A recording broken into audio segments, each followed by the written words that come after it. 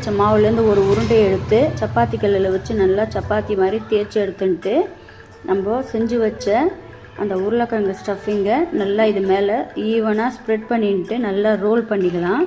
இந்த மாதிரி ரோல் பண்ணிவிட்டு சின்ன சின்னதாக கட் பண்ணி எடுத்துக்கலாம். இப்போ நான் எப்படி கட் பண்ணுறேனோ அந்த மாதிரி கட் பண்ணிக்கோங்க.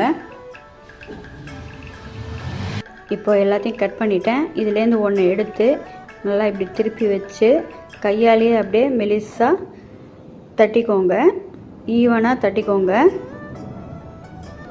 நான் இப்போ இதை தோசைக்கல்லில் போட்டு எடுத்துக்க போகிறேன்.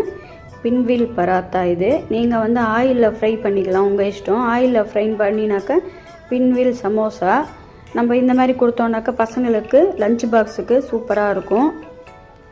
இப்போ பாருங்கள், ஒரு சைடு திருப்பி போட்டேன், இன்னொரு சைடும் வந்துடுது.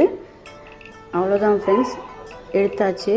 இப்போ நம்ம லஞ்ச் பாக்ஸில் வச்சு கொடுத்துடலாம். இதை லஞ்ச் பாக்ஸில் ஒரு 5-6 வச்சு